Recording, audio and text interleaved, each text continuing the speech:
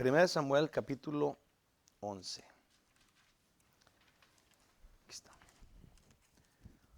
Mientras que vamos allí, mientras que me acomodo, déjenme, le voy no va a estar en la pantalla, pero en el capítulo 8 de Romanos, déjenme le digo lo que dice. Hay una...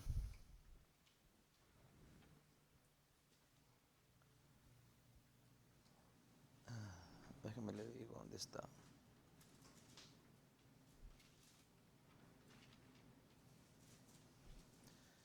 Es en el versículo 37. Antes de llegar a los últimos versículos del capítulo 8, donde dice, ¿quién me quitará del amor de Dios? Pero en el 37 dice, antes en todas estas cosas somos más que vencedores por medio de aquel que nos amó. Sí, el capítulo 11 que vamos a ver hoy va a hablarnos de un triunfo, el primer triunfo que tuvo Saúl, pero el rey Saúl.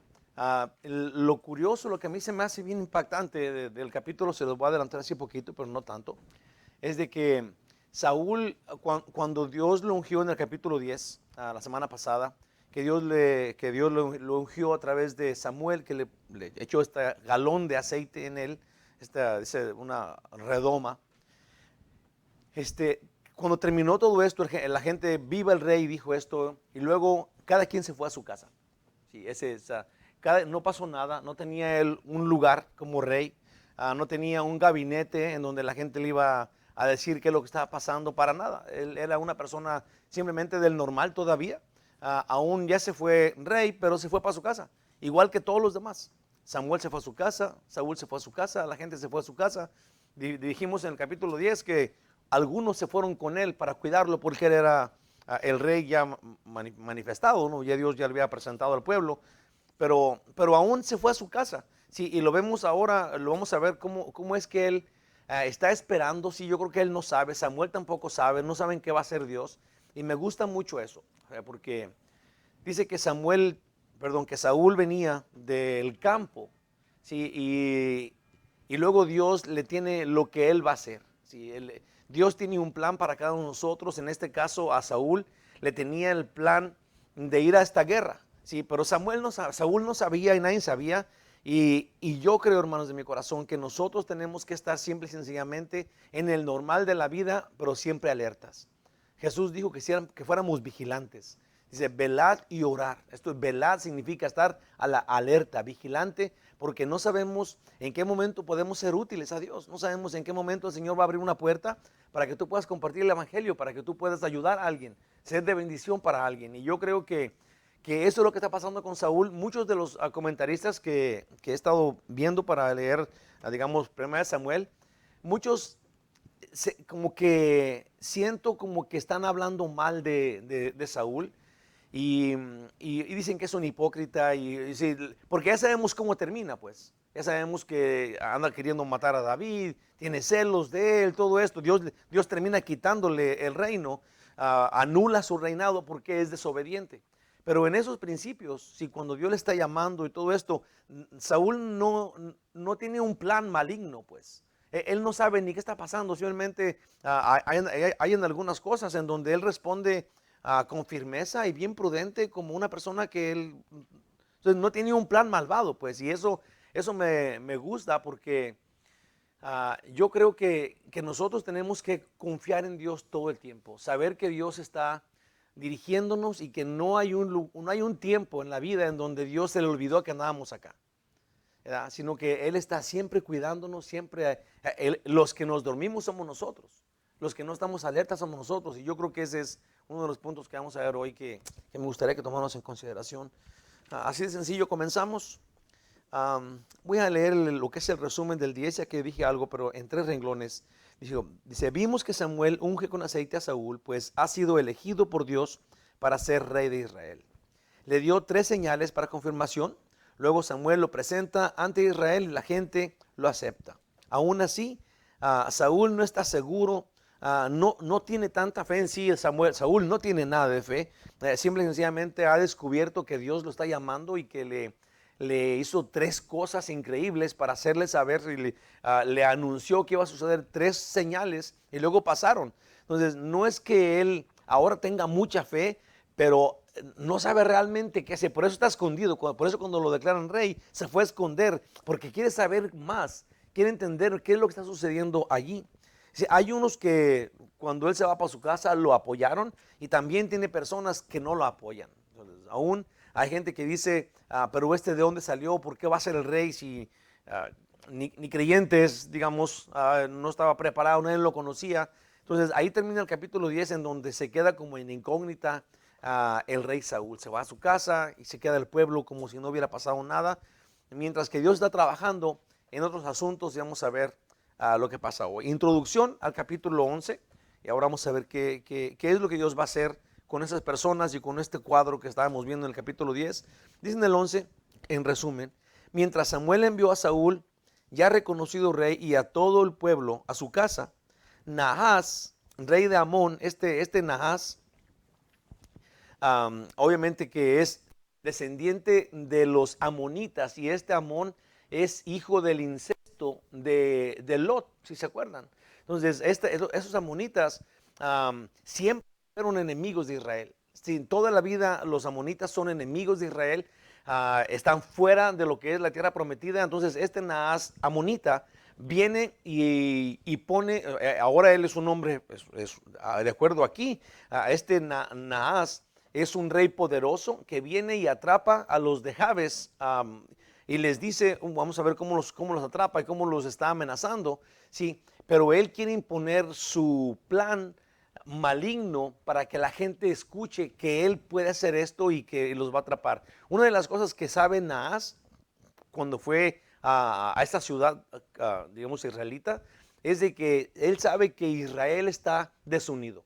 Así que dijimos en Jueces, porque esto está pasando todavía en el tiempo de Samuel, todavía no tienen este rey, todavía es el tiempo de Jueces. Cada quien hace lo que está en su corazón, cada quien hace lo que le da su gana. No tienen una ley, no tienen un rey, no tienen un orden, pero cada uno hace lo que le da su gana. Dice la Biblia, cada quien hacía lo que le decía su corazón. Si ellos decían, esto es lo que mi corazón me dice, y luego eso hacía. Entonces, en este caso, cada pueblo estaba separado de todos los demás. Eran todos los israelitas, pero no tenían unión. Y este Naas lo sabe. Bueno, Naas, rey de Amón, amenaza a Jabes de Galaad, que son los israelitas, y ellos, sintiéndose desamparados porque creen que nadie los va a ayudar, pero están atrapados allá, aceptan serle esclavos. Si ellos, Naas rodea la ciudad, y al rodearla ellos saben que están perdidos, ¿no? Ellos no tienen alternativa, no son guerreros, han estado tanto tiempo solos. Naas los rodea y ellos simplemente mandan un mensajero para decirle, no nos mates, por favor, te vamos a hacer esclavos, vamos a trabajar para ti, nomás no nos mates. Es lo que le dijeron. Pero él les manda a decir esta barbaridad: ok, no los voy a matar, nomás a todos les voy a sacar el ojo derecho. Nomás. Pero no los iba a matar. Entonces ellos, el ojo derecho era algo terrible de hacer, porque ellos agarraban su escudo con la mano derecha y la espada con la otra. Entonces, cuando tenías el escudo para protegerte de la guerra, y el ojo derecho el ojo derecho ya no servía, no podías ver, pues. Entonces eras inservible para la guerra, no podías pelear. Entonces él dijo, estos, para que nunca se rebelen contra mí, van a hacer esto, van a quedarse allí, van a darme tributo, pero no van a poder pelear. Bueno, dice que ellos hicieron, Saúl juntó, una vez, ellos le pidieron una semana. Vamos a ver acá, no la puse en la introducción, pero ellos dijeron, por favor, no nos mates, y eso del ojo, danos una semana para pensarlo. Y le dijeron abiertamente, vamos a pedir ayuda al demás pueblo, a ver si alguien nos puede ayudar. Y él, curiosamente, les dice, ok, les voy a dar ese tiempo, porque le convenía por varias cosas, por varias formas. Una era de que aparecía él como realmente alguien que los iba a disminuir, los iba digamos, a aplastar completamente. Iba a tener su ego, su vanidad, iba a subir, pero luego también iba a dar un anuncio a todo Israel, que él estaba allí, y todos iban a ponerse a temblar. Sí, y es lo que pasó cuando empezaron a mandar mensajeros a todo el pueblo, todo Israel empezó a llorar, empezaron a chillar porque este rey los iba a matar y eso es lo que él quería, imponer este temor a todo el pueblo, a todo Israel y ahí eso es así vamos a continuar y vamos a ver qué pasa en lo que es este capítulo. Dios maravilloso, ayúdanos Señor para que este capítulo que escuchemos hoy, Señor, que leamos juntos, sea uno que nos despierte, Señor, sea un capítulo en donde encontremos que nosotros tenemos parte en esto, que podemos aprender y actuar de este capítulo 11. Porque obviamente, Señor, las cosas que están escritas en el Antiguo Testamento son para nuestra edificación, dice tu palabra. Ayúdanos, Señor, para encontrar pues este punto y luego hacer uso de ese punto y crecer esta noche, de acuerdo a tu palabra. En el nombre de Jesús, que así sea. Amén. Voy a leer del versículo 1 y 2 de 1 Samuel 11 y luego de ahí nos vamos. Dice así: después subió Naas amonita y acampó contra Jabes de Galat. Y todos los de Jabes dijeron a Naas: haz alianza con nosotros y te serviremos. Y Naas amonita le respondió: con esta condición haré alianza con vosotros, que cada uno de todos vosotros saque el ojo derecho y ponga esta afrenta sobre todo Israel. Sí. Quería que ellos se lo sacaran, ¿te imaginas?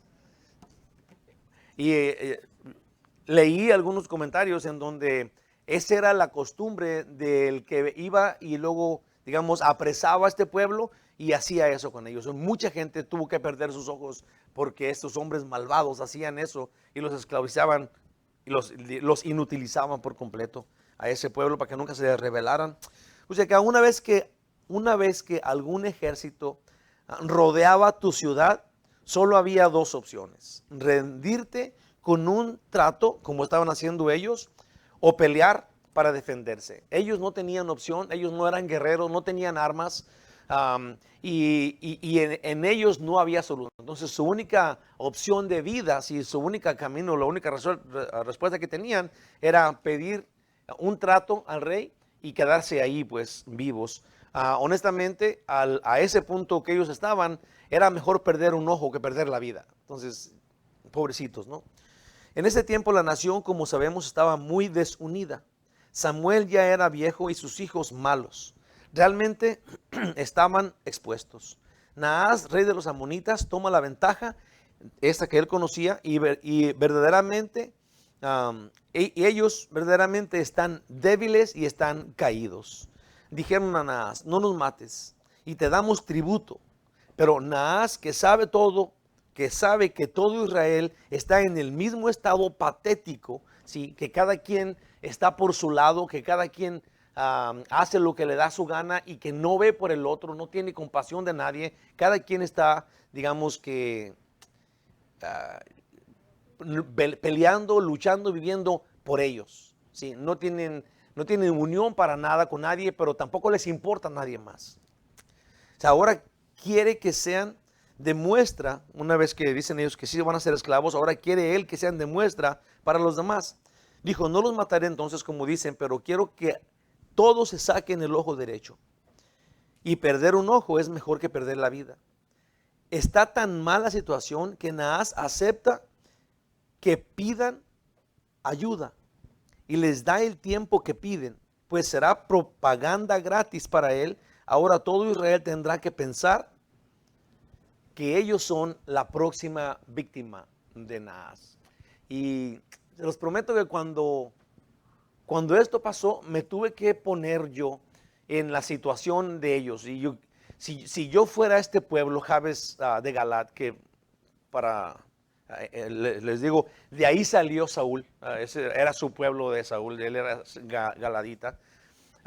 Pero tenemos que ponernos en la situación de ellos. Llega este malvado, ¿sí? Y luego te amenaza diciendo que o lo obedeces o te esclavizas a él o te va a matar. Y uno le cree al diablo cuando te amenaza, ahí te va, cuando no tienes otra opción. Si ellos no nomás estaban no unidos con, con todos los demás pueblos, con todos los demás tribus, pero lo que pasa, lo principal que pasa acá es que se habían desunido de Dios, pues.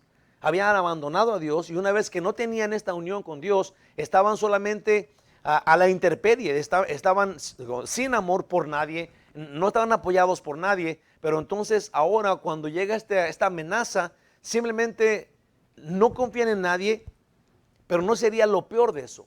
No confían en Dios, no tienen la esperanza de que Dios los va a ayudar. Sí, y yo creo, hermanos, de mi corazón y de mi vida, que si nosotros, cuando nos llega la lumbre a los aparejos, como dice mi abuelita, cuando no encontramos la salida, cuando se nos cierran las puertas y en nuestras fuerzas no está salir de esto, si nosotros no tenemos esperanza en Dios, ¿sí? Como ellos, ¿sí? Es en donde de veras estamos completamente vencidos antes de pelear, ¿sí? Porque ellos no tenían la esperanza en Dios. Ellos ni siquiera lo pensaron, pensaban en sus amigos, pensaban en las demás tribus a ver si tenían misericordia, cuando el que realmente los había sacado de Egipto y dado la tierra prometida a base de destruir a todos los demás enemigos, y les había probado que él podía y que él pudo. Increíblemente, cuando entraron, Jericó fue destruida, como quien dice, que por el aire. Si Dios los mató, tumbó los muros increíblemente. Si Dios había manifestado que él podía, pero ellos no confiaban en Dios, ni opción era. Sí, estaban pensando a ver si otras personas tienen misericordia. Sí, y yo creo que nosotros tenemos que tomar en consideración que nosotros no estamos solos. Leímos en el capítulo de Romanos, en Cristo somos más que vencedores, hermanos. En Cristo, en otro lugar, dice, ¿cómo es? Todo lo puedo en Cristo que me fortalece, pues. Así de sencillo. Si nosotros desechamos a Dios, realmente no tenemos ninguna otra ayuda, pues. Ellos, sin saber, pensaban que tenían enemistad con las otras tribus, pero el problema no eran las otras tribus, pues el problema es que no tenían a Dios, no tenían esperanza en Dios, no era su amigo Dios, y obviamente no pensaban que los iba a defender, y eso es muy malo. En este cuadro, donde estos israelitas no tienen ninguna esperanza de ayuda, nos encontramos muchos cristianos en estos días. El enemigo los ha rodeado y su defensa es: para salvar mi vida seré tu esclavo. Sí. Yo por mucho tiempo, antes de ser cristiano, fui esclavo de cosas, de situaciones, ni siquiera tenían que amenazarme, sino que no quería que me pasara, según yo, algo, o que me fueran a ver algo vergonzoso, o que me fueran a descubrir que no era tan fuerte, sí, porque estaba lleno de vanidad. Sí, y yo quería aparentar que yo era fuerte, aunque las cosas no estaban bien. Yo quería aparentar, y a veces me hice muchas veces esclavo del vino, sí, aparentando, diciendo que yo era macho, diciendo que todo era esto. Sí, y la cosa es de que cuando no tienes a Dios que te defienda, las amenazas de las situaciones del mundo te atrapan, te envuelven y luego te sometes a ellas. Y luego vives en pecado, sometido al diablo que te está amenazando y que nomás está gritando. Hay un lugar, está en Santiago, capítulo 5, creo, estoy casi seguro, donde dice que el diablo anda como un león rugiente buscando a quien devorar. Pero ¿sabes qué significa esto, hermano de mi corazón? Que muchos sabemos el refrán mexicano, no sé si sea en otros lugares también, pero cuando dicen perro que ladra no muerde. El león rugiente es ese chamuco que tiene que asustarte, pues. O sea, no es de que esté acá y te va a matar y ya. No, es que está rugiendo porque es un cobarde, pues. Te quiere asustar. Primero te amenaza, te asusta con todo lo que haya. Si por eso es un león rugiente, y anda buscando al que se deje dominar. Nosotros los cristianos somos más que vencedores. No podemos dejar que el diablo venga y nos acose y nos asuste, y antes de tocarnos ya estemos tirados, como ellos aquí estaban haciéndolo. Sí, yo creo, hermanos, tenemos que sacar la casta, tenemos que confiar en Dios, tenemos que vivir en fe. Tenemos que decirle: Señor, sí, mis fuerzas son pocas, sí, no tengo quien me ayude, pero te tengo a ti. Te tengo a ti. Si te tengo a ti, Gloria a Dios, tengo todo, hermanos. Mira, cuando Dios nos dice, cuando nosotros tenemos a Dios, aunque nos vaya mal, ganamos. Aunque vaya en valle de sombra de muerte, no temeré mal alguno. En valle de sombra de muerte es cuando me están acechando de muerte donde quiera que vaya. No temeré mal alguno porque Él está conmigo, pues. Si no importa la situación, no importa la circunstancia, no importa en que dónde estés parado. Si tienes a Jesús, tienes esperanza y tienes el gane. Estás en victoria, no importa qué esté pasando. Yo sé, dicen, y se dan, voy a leer otra vez. Su defensa es, para salvar mi vida seré tu esclavo, le dicen. Y se dan a situaciones de pecado. Hoy día nosotros los cristianos nos dejamos llevar para que no nos pase esto, para que no digan, sí, me acuerdo una vez hace mucho tiempo, y es algo, digamos, curioso, ¿verdad? Pero es un pastor y dice que estaba él despidiendo a su hermana porque se estaba yendo, subiendo en un camión y pasó alguien más y él, mientras que estaba despidiéndose de su hermana, le dio un abrazo, le dio un beso, pero sintió que alguien lo vio y dijo, el pastor, y él corrió atrás del camión diciendo, es mi hermana, es mi hermana. Sí, porque tenía que explicarles a los otros que no estaba teniendo ninguna. Sí, lo que digo es de que de repente las situaciones de la vida nos pueden tumbar, nos pueden llevar entre las patas y tenemos que desecharlas. Si nosotros tenemos a Cristo, ninguna situación nos puede hacer caer en pecado. Si no podemos no podemos seguirle el juego al diablo.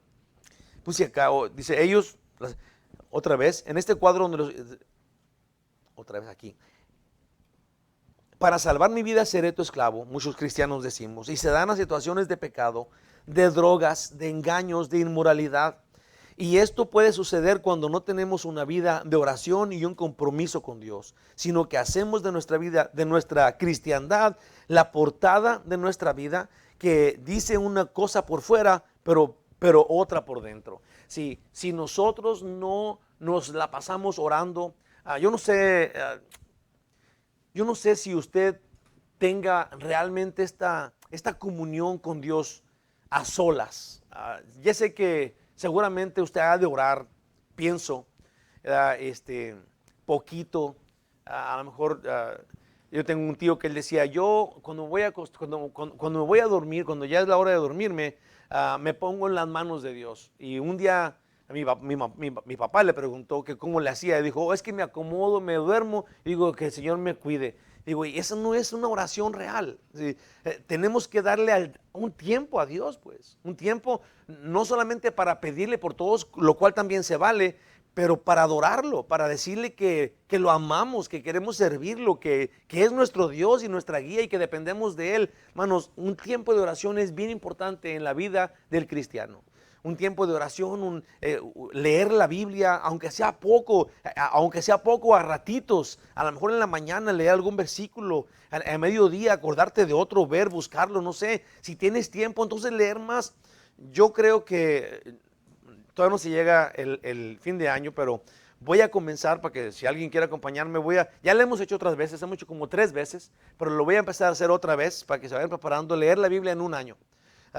Si leemos 4 capítulos diarios, nomás de lunes a sábado, de lunes a viernes, y el domingo 3 capítulos, el sábado se descansa.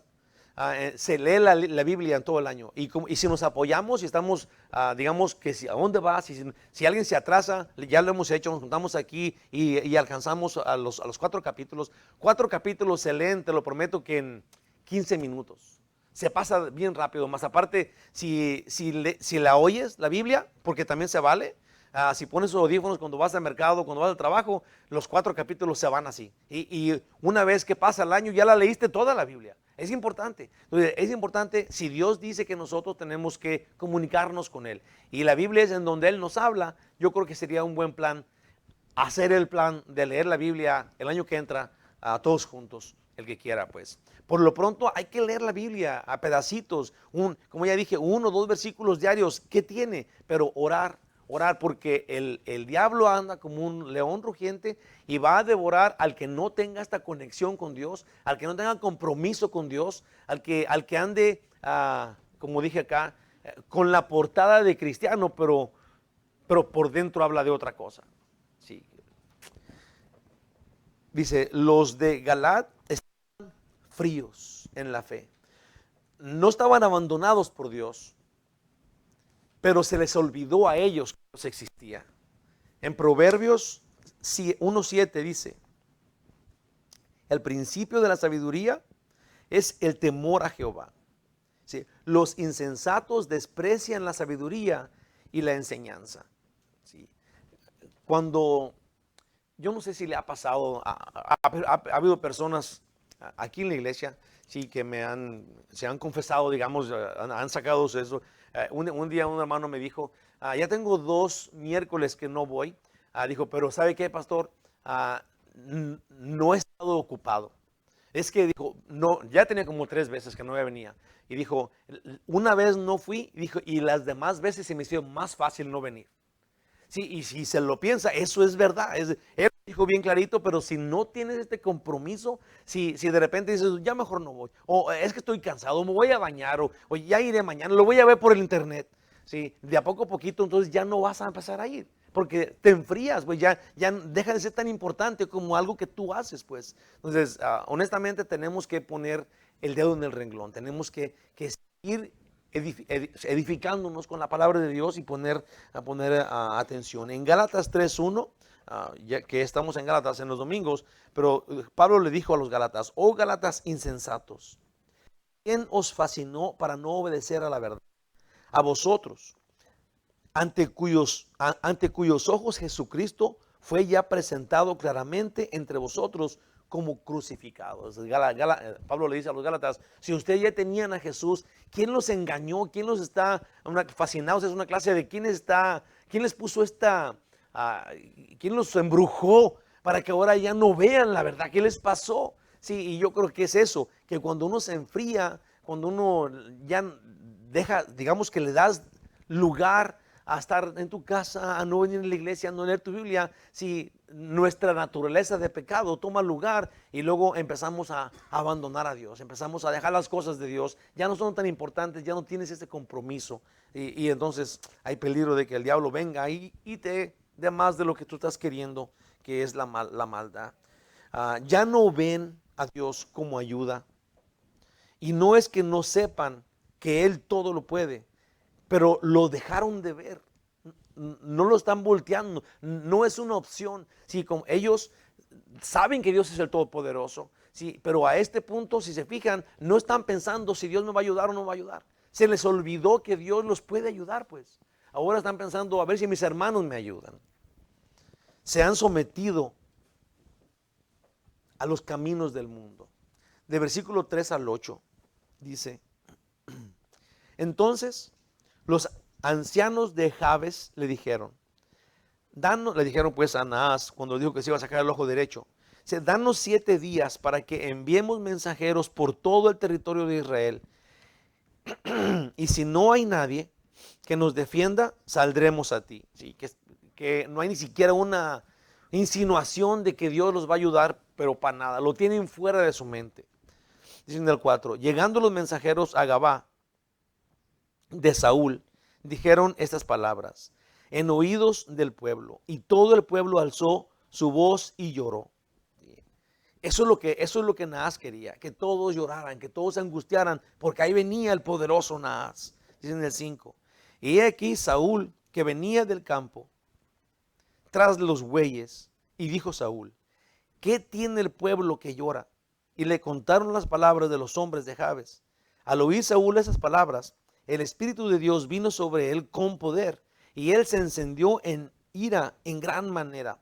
Sí, Saúl no sabía, obviamente, cuándo Dios le iba a llamar. Él se fue a trabajar tranquilamente. Samuel se fue, Saúl se fue, todos se fueron. Y obviamente que estaban alerta. Aquí dice que el Espíritu de Dios vino y tomó posesión de él, y él tuvo una gran ira contra esta injusticia. Sí, entonces él supo que este era el momento. Sí, que este era el momento en donde él tenía que actuar, porque él era el rey, él tenía esa responsabilidad con el pueblo, y ahora Dios viene y le enseña esto y él se pone las pilas y vamos a ver qué va a hacer. Dije que hasta el 8, dice en el 7, y tomando un par de bueyes, los cortó en trozos y los envió por todo el territorio de Israel por medio de mensajeros, diciendo: así se hará con los bueyes del que no saliere en pos de Saúl y en pos de Samuel. Y cayó temor de Jehová sobre el pueblo, y salieron como un solo hombre. Saúl, al hacer esto, déjenles adelanto, ya había pasado en Jueces, ¿se acuerdan ustedes? No sé si se acuerdan, pero lo pasamos y lo vimos, que había habido una injusticia terrible, que unos hombres de un pueblo habían atrapado, lo habían perseguido a este levita, sí, y luego habían violado a su esposa hasta que la mataron. Si se acuerdan de eso, y luego en la mañana él mató unos güeyes y también mató los pedazos de un toro para que todo el mundo se asustara, y ya esa era, digamos, una costumbre que pasaba. Aquí Saúl lo hizo, mandó pedazos de los bueyes muertos y asustó a la gente, y luego la gente respondió, ¿verdad? Y yo digo una cosa, cuando nosotros somos los papás de nuestros hijos, y nosotros decimos: no, mi hijo va a aprender solito, ¿sí? Mi hijo va a aprender solo, él va a tener que experimentar sus propios problemas, ¿sí? Y luego tú no le das consejos, tú no lo agarras, no lo regañas, sino que lo dejas que él ande solo, que él aprenda solo. Entonces te voy a decir que eres un mal líder.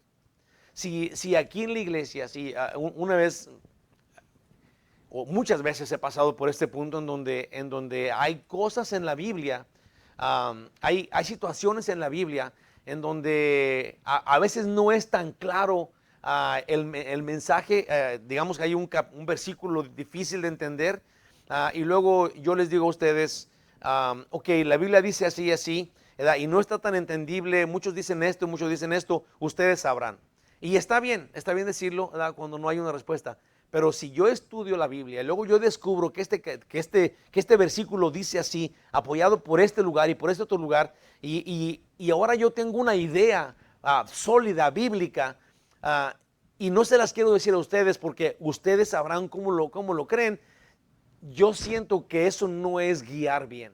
Si a mí Dios me está poniendo de líder en esta iglesia, y hay un versículo, claro, hay versículos a versículos, hay unos que no importa que dónde le busques, no dice tan claras las cosas, pero hay veces que es falta de estudiar, pues es flojera. Sí, una vez y voy a decir en dónde está uno que estuve pensando, que yo sé que muchos, obviamente es un versículo controversial, es en Génesis 6, donde dice que los hijos de Dios tomaron por mujeres a las hijas de los hombres, y luego ahí en ese pasaje dice que en ese tiempo había gigantes sobre la tierra, pero si nos fijamos bien, no dice que de esas parejas salieron los gigantes, dice que en ese tiempo había, es como que dice: los hijos de Dios se juntaron con las hijas de los hombres. Luego, punto y aparte, eso pasaba en ese tiempo, y también había gigantes sobre la tierra. Entonces, si investigamos bien ese pasaje y vemos otros pasajes y cuánta evidencia hay, porque la Biblia dice que Dios le llama hijos a los ángeles, pero también Dios le llama hijo a Adán. Sí, en Mateo, en la genealogía de Jesús, termina diciendo, dice, es hijo, fulano hijo de este, y este hijo. Y cuando llega Adán, dice: Adán, hijo de Dios. Entonces, Dios también nos llama hijos a nosotros. Ahora, te voy a decir algo, y en ese pasaje, sí, porque yo lo he oído muchas veces en donde te dejan como incógnita, o ustedes sabrán qué tienen que pensar, pero hay una forma súper clara de entender, sí, quiénes son los hijos de Dios y quiénes son los hijos de los hombres. Yo creo, y avalado por la Biblia, ¿sí?, que los hijos de Dios eran la descendencia de Set, la descendencia del hijo bueno, que es el tercero, digamos, Set, ¿verdad? Y Caín mató a Abel, entonces Abel está muerto, y las hijas de los hombres son las hijas, son la descendencia de Caín. Ok, entonces cuando los hijos de Set se juntan con las hijas de Caín, entonces sigue el pueblo como tuvo que haber pasado. Ahora, hay algo mucho más importante aquí. Los espíritus, ¿sí?, los ángeles, Dios dijo, a Jesús le preguntaron si esta mujer se casó con 7 hermanos y todos se murieron, ¿cuál es su marido? En la resurrección, Jesús dijo: tú tranquilo, porque en el cielo todos vamos a ser como los ángeles, que ni se casan ni se dan en casamiento. Ahora, todavía encima de todo eso, ¿sí?, un espíritu no tiene cuerpo. Amén. Un espíritu es un espíritu porque no tiene cuerpo, es un fantasma, no se ve. Por eso no vemos a los ángeles, son seres espirituales. Las mujeres tenían cuerpo. Entonces, si alguien tuvo que ver con las mujeres y luego ahí había descendencia, no pudo haber sido un espíritu, porque la única persona, exclusivamente la única persona que ha salido del espíritu es Jesús. Si no, entonces cualquiera saliera del espíritu. Por eso es tan importante. María no tuvo que ver con hombre. El Espíritu Santo, por poder del Espíritu Santo salió embarazada de ella. Pero no es de que todos los espíritus tengan ese poder. Estamos hablando de Dios. Es exclusivo, es único. Ningún espíritu tiene la capacidad de tener relaciones con una mujer con cuerpo humano y luego salir mitad ángel y mitad demonio. Eso no es bíblico. Eso es antibíblico. Ese es un cuento de Hollywood. Eso no existe. Yo voy a pasar todo el rato hablando de esto. Hermanos de mi corazón, ¿sí entienden lo que estoy diciendo? Tenemos que guiar. Si eres guía, tienes que guiar. Si no, ni digas que eres guía. Amén. Me gustaba mucho como decía J. Vernon McGee. Yo creo que esto es así, y el que no crea que es como yo digo, está bien que siga equivocado. Vamos a ver. Vamos a continuar. Dice el 8. Y los contó, esto es, Saúl los contó a todos y los contó en Besec, y fueron los hijos de Israel 300,000 y 30,000 los hombres de Judá. Pues acá de esto, los ancianos de Jabes, esto de las personas con autoridad en ese lugar, se encontraron, donde este Naas los había atrapado, se encontraron sin salida. No había esperanza en ellos. Su petición parece fuera de lugar. Es sin sentido eso de que le quitaran el ojo. Aún cuando ellos dicen que quieren 7 días para ir a traer ayuda. Dice, es sin sentido común decirle al enemigo, espérame aquí, voy a traer ayuda. Pero a Naas, él lo ve como una oportunidad para hacer saber a todo Israel que él es temible. ¿Sí? Cuando ellos le dijeron, no, sí nos sacamos el ojo, pero espérate, deja ver si alguien nos puede defender. Y luego Naas dice, ok, vayan, es porque él tiene el plan de que, ok, háganme propaganda, díganle a todo el mundo que soy temible para que todos de Israel me teman. Por eso los dejó ir, a pedir ayuda. Y que ellos, dice, y que ellos serán los siguientes, eso es todo Israel. Podemos ver que no le preocupaba ni tantito a Naas, pues Israel no era un pueblo unido, más bien era cada uno su propio jefe. Y eso los pone como víctimas seguras, porque no estaban apoyados con nadie más. Jesús dijo en Marcos 3:25, y si una casa está dividida contra sí misma, tal casa no puede permanecer. Esto es tan notable en nuestros hogares. Para comenzar, con nuestros hijos. Si papá y mamá no están de acuerdo, los hijos también se dividen y al final no gana quien tiene más apoyo, sino que pierden todos. ¿Se ha fijado cuando papá y mamá no están de acuerdo? Si el niño va y le dice, papá, ¿me dejas ir al parque? Y la mamá está diciendo que sí, y el papá dice que no, entonces va con la mamá, y si ella le deja ir, entonces el niño ya va a saber que hay una parte débil, y se van a aprovechar los niños que son inocentes, entre comillas, esos mafiosos, ¿verdad? Pero es igual donde quiera. Cuando si Jesús dijo, si hay una división, si en este grupo va a desaparecer. Lo mismo pasa en la iglesia hoy día. Mientras que no se deje fuera el orgullo y la soberbia malvada, seguirá habiendo quebraduras y estacamientos en las iglesias. Pues sin unidad que anuncia humildad y santidad, las iglesias así van rumbo al fracaso. A los israelitas les pasó sin que se dieran cuenta. De a poquito ellos perdieron la unidad, perdieron el estar con Dios y perdieron el estar con los demás. Dejaron de ser uno en Dios y dejaron de ser uno en todo. En Efesios 4 del 2 al 6 dice, con toda humildad y mansedumbre, soportándoos con paciencia los unos a los otros en amor, solícitos en guardar la unidad del Espíritu en el vínculo de la paz. Un cuerpo y un espíritu, como fuisteis también llamados a una misma esperanza de vuestra vocación, un Señor, una fe, un bautismo, un Dios y Padre de todos, el cual es sobre todos y por todos y en todos. Sí, este versículo yo creo que le pega al clavo en la pura cabeza. Yo creo que si nosotros nos perdonamos, como empieza diciendo, con toda humildad y mansedumbre, soportándoos con paciencia unos a los otros, ah, guardando la unidad en el Espíritu. Sí, hermanos, yo creo que no hay una cosa más hermosa que tener unidad. Sí, nos pasa en el hogar para comenzar. Sí, cuando el esposo y la esposa están de acuerdo y están unidos y están felices, la familia está feliz. Los hijos están felices, la casa se ve como que está cantando, hay una unidad, hay una maravilla. Cuando hay un problema, cuando hay una queja, especialmente entre los papás, sí, todo se ve oscuro y obviamente que se está quebrando todas las cosas, las puertas rechinan, si todo sale mal porque no hay esta unidad. Ahora, si nosotros, dice la Biblia en Efesios 5:21, casi me da gusto, me gustaría ver, pero estoy seguro que ahí está. Dice, someteos uno al otro en el temor del Señor. Entonces, yo creo que es Dios el que nos une, pues. O sea, no es fácil someterte a otra persona, pero si lo hacemos en el temor de Dios, pues, como dice la Biblia, entonces obviamente que hay Dios está diciendo cómo hacerlo, pues. Dios está diciendo cómo hacerlo. Naas supo que ellos no hallarían un rescatador, y ellos creían lo mismo. Tal vez nadie nos va a rescatar. Pero lo intentaron. Esto es, ellos dijeron, vamos a mandar mensajeros a ver qué pasa. Lo que ellos no esperaban es que Dios sí los había oído. Y Él tenía a un Salvador listo. Pues cuando los mensajeros llegaron a Galat, territorio de Saúl, Dios le poseyó, esto es a Saúl, y le produjo ira santa, que es por justicia. No tiene nada de malo levantar la voz contra la injusticia. Podemos enojarnos, pero sin pecar, dice la Biblia.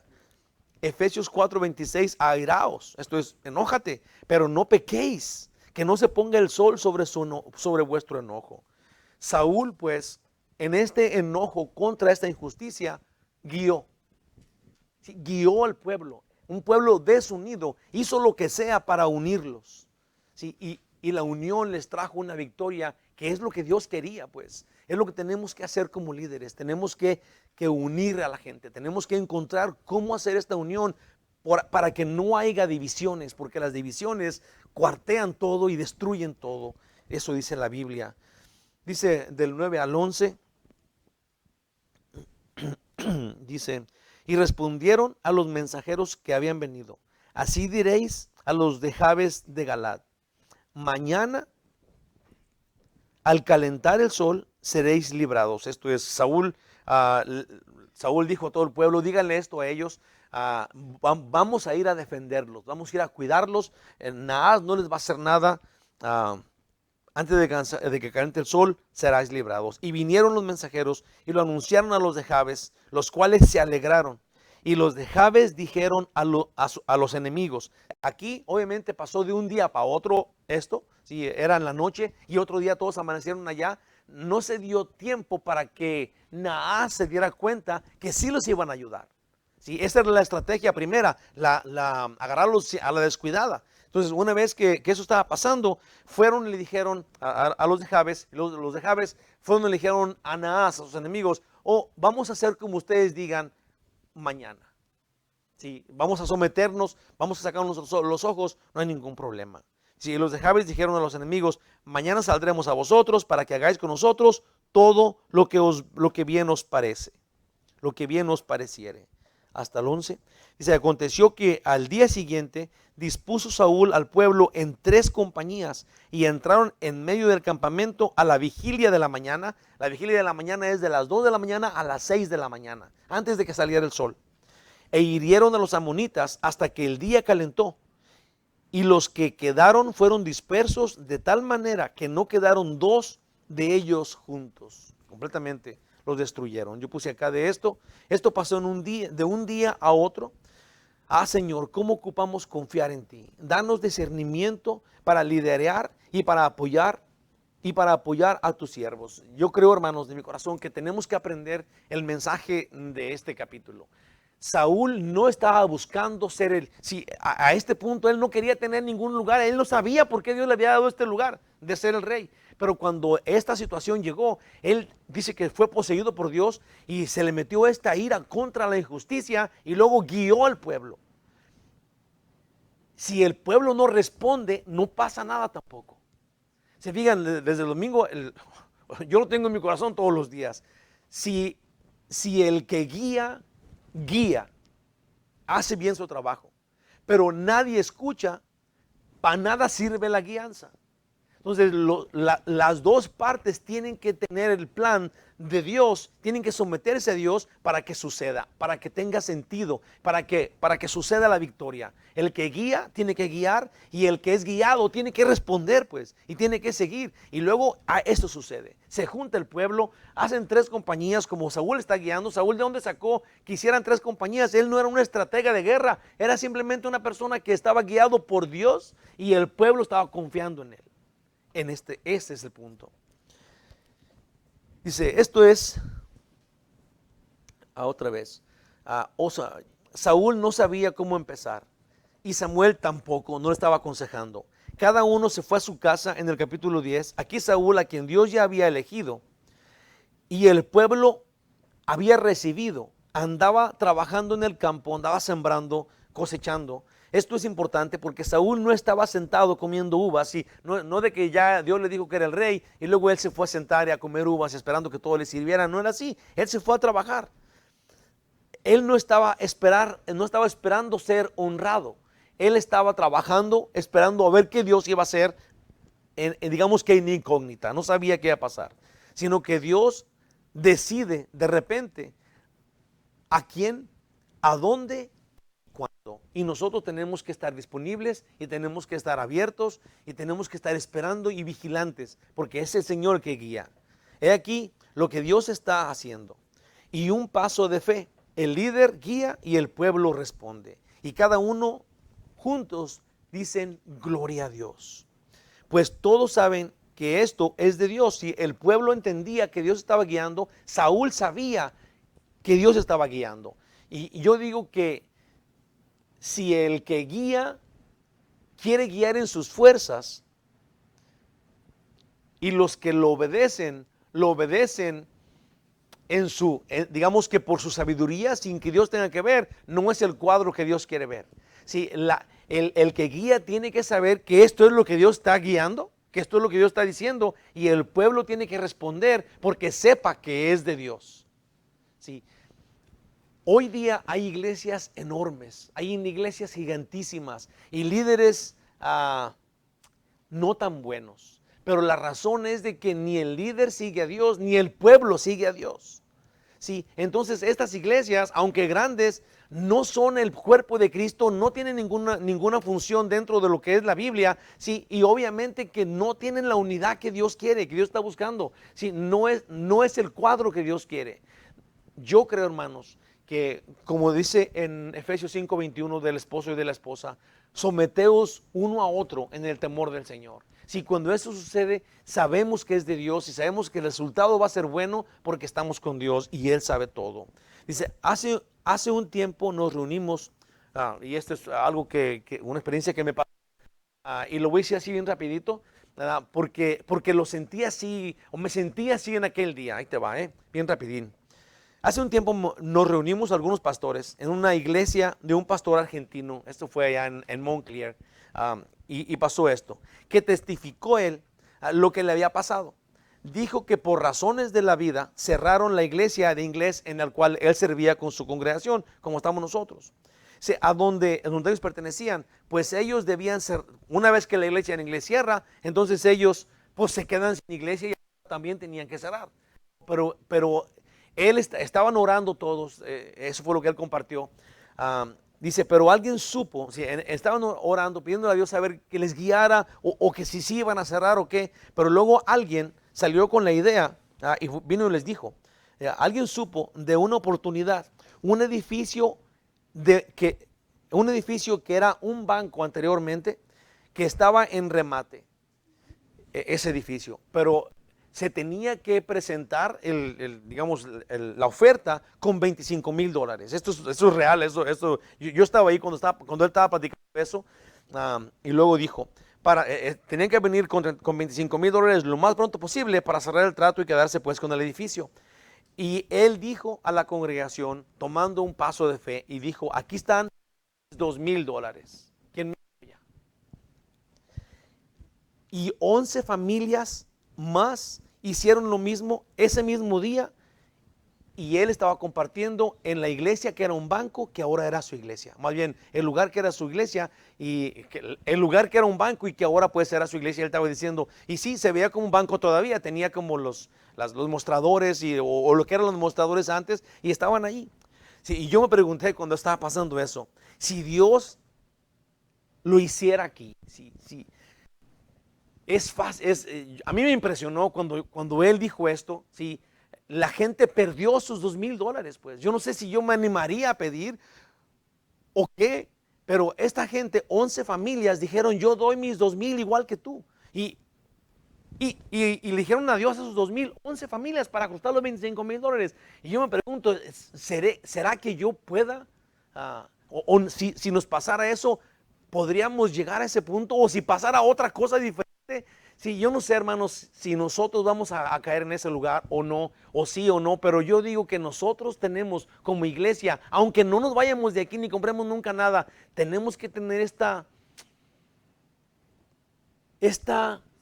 sí, o sea, como saber que esta es nuestra familia, sí, y digamos que no se trate de dinero, pero que se trate de juntarnos para orar por alguien. ¿Será que ni para eso? ¿Será que no estamos tan unidos? ¿Será que no tenemos esta unión unos con otros como para ponernos de acuerdo en oración o de acuerdo en ir a tal parte y evangelizar? ¿Será que nosotros no tenemos eso? Yo digo que es bueno que nos lo preguntemos en este tiempo en donde sabemos que si nos unimos, entonces hay victoria.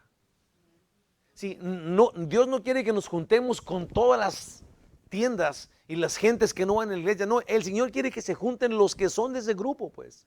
Que se unan unos a otros, como digamos que lo sabemos, cada uno somos un miembro de este cuerpo y cada uno hace su diferente función, pero pareciera como que no estamos enganchados, especialmente con este COVID que nos mantiene en vez de 6 pies, mucho más. Sí, como que ya no estamos riéndonos, como que ya no sé. Yo lo pensé mucho esto, a lo mejor me quedé traumado con este punto, pero yo creo que tenemos que esforzarnos para sacar esta unión de nosotros. Amén. En mi experiencia hasta aquí, yo puse de aquello, no sé qué pasaría. Tendría que confiar en Dios. Lo haría si un día fuera ese caso, no sé, tengo que pensarlo y tengo que decidir desde ahorita que si llegara el día, yo voy a hacerlo, voy a tener que sacar la casta y voy a inducir al pueblo, a ustedes, a la comunidad, a tomar un paso de fe, sea en lo que sea. Sí, me acuerdo cuando íbamos a Tijuana, parece como que ya pasó hace mucho tiempo, pero estamos bien unidos en eso de ir a Tijuana a llevar la comida a los niños, nos unía. Sí, teníamos una mesa llena de comida todos los meses. Sí, y duramos 4 años llevando comida a los huérfanos en Tijuana. Sí, yo no sé, tenemos que inventar algo para que nos salga esta unión, tenemos que hacerlo por fe. Todo comienza por fe. Comienza con Jesús. Cuando obedecemos el llamado a unirnos en Cristo. En Juan 17:23 dice, Jesús dijo esto, yo en ellos y tú en mí, para que sean perfectos en unidad, para que el mundo conozca que tú me enviaste y que los has amado a ellos, como también a mí me has amado. Sí, Dios quiere que seamos uno con Él. Eso, una vez que tú seas uno con Él, entonces somos uno con el otro. Sí, el título del estudio, no sé si se fijó, pero es unidos a Jesús, victoriosos. Sí, tenemos que estar unidos a Jesús. porque es ahí donde está la victoria. Puse acá, ahora unidos ellos, Saúl con 3 bandas los destruyó por completo. Del 12 al 15 y se acaba el estudio, dice aquí. El pueblo entonces dijo a Samuel, ¿quiénes son los que el pueblo, una vez que ganaron, ahora todos reconocieron a Saúl como el líder que Dios había elegido? Es decir, sin Saúl querer hacerlo, Dios probó que él era el que él había escogido. El pueblo entonces dijo a Samuel, ¿quiénes son los que decían, ¿ha de reinar Saúl sobre nosotros? Dadnos esos hombres y los mataremos. Dice en el versículo 13, y Saúl dijo, no morirá hoy ninguno, porque hoy Jehová ha dado salvación en Israel. Sí, yo no, honestamente, muchos comentaristas hablan mal pues de Saúl y dicen que aquí está engañando al pueblo y que si yo no lo veo así, yo creo que si usted lo lee está siendo bien genuino, es un hombre que está funcionando como Dios está poseyéndolo. Sí, y estas respuestas son reales, son genuinas y son muy buenas. Dice en el 14, más Samuel dijo al pueblo, él tomó ese tiempo, dice, venid, vamos a Gilgal para que renovemos ahí el reino. Y fue todo el pueblo a Gilgal e invistieron ahí a Saúl por rey delante de Jehová en Gilgal y sacrificaron ahí ofrendas de paz delante de Jehová y se alegraron mucho ahí Saúl y todos los de Israel. Dice, Saúl muestra que Dios fue quien logró la victoria. Si aparte Saúl no se pone él, digamos, la corona de que yo fui el que gané, él dice, Dios dio la victoria, nadie muere hoy. Si es Dios el que hizo esto, ¿por qué vamos a matar a alguien? Olvídense de eso.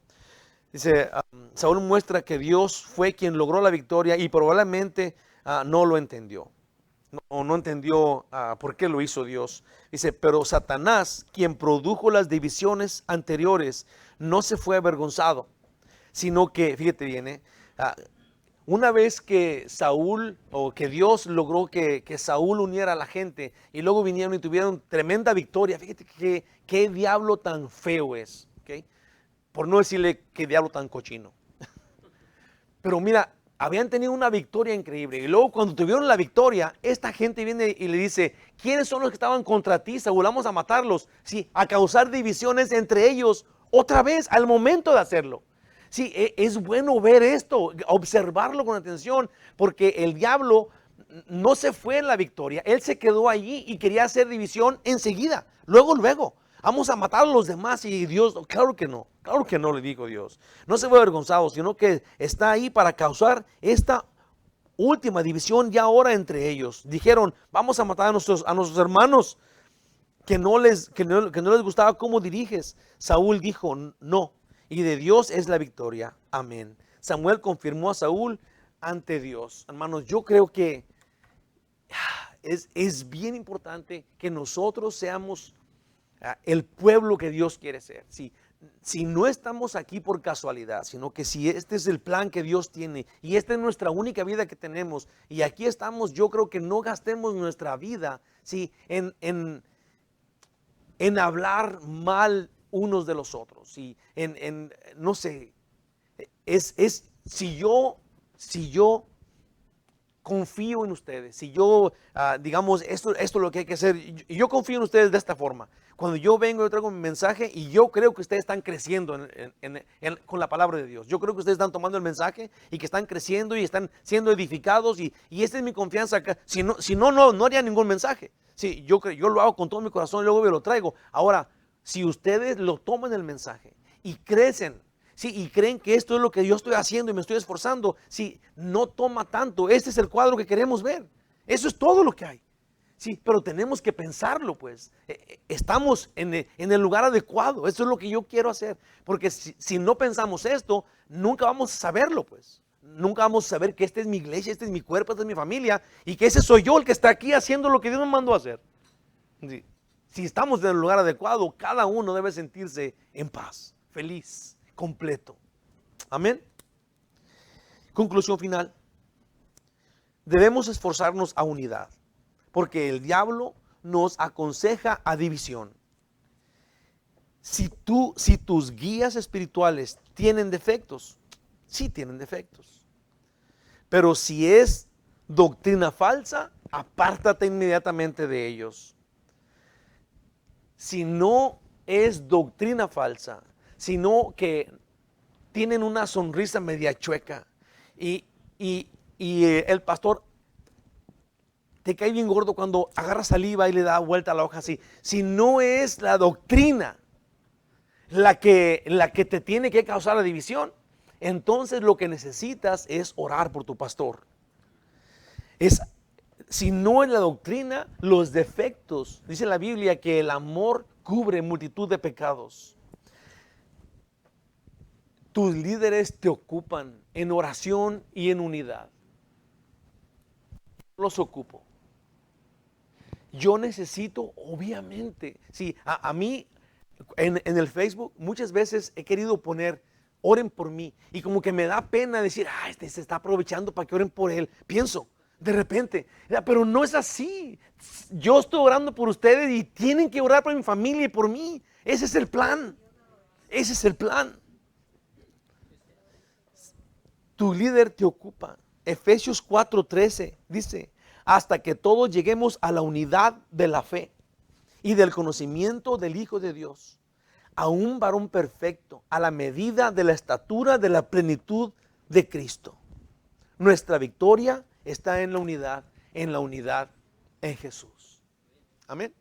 Gloria a Dios. Padre Celestial, te damos a ti la honra y la gloria, Señor. Ayúdanos, Dios Todopoderoso, para servirte con gozo, para caminar contigo en tu plan, para observar con atención cuál es tu plan, cuáles son los caminos en los cuales quieres que andemos ahora. Guíanos, Señor, ayúdanos a escucharte, ayúdanos a servirte, ayúdanos para adorarte. Te necesitamos, Dios maravilloso, ayúdanos a verte. Guíanos, únenos, perfecciónanos en tu persona. Guárdanos, fortalécenos, Señor, es en ti que podemos. Gracias, Señor, en el nombre de Jesús. Amén. Vamos a cantar un último canto. Dios los bendiga, los quiero mucho. Oren por mí.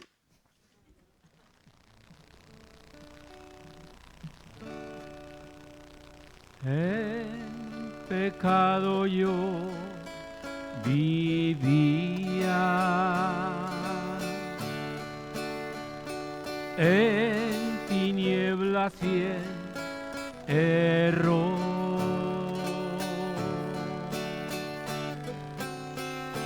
Mas la mano de Jesucristo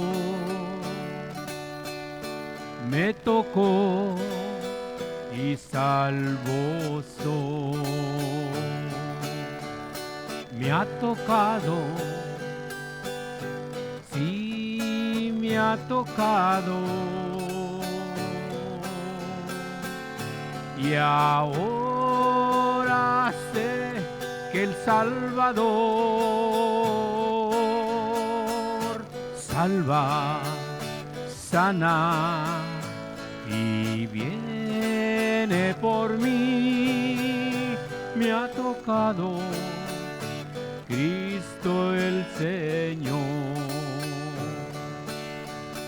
Me ha tocado, sí me ha tocado. Y ahora sé que el Salvador salva, sana y viene por mí. Me ha tocado Cristo el Señor. Desde que encontré a Jesucristo, desde que Él lavó mi ser,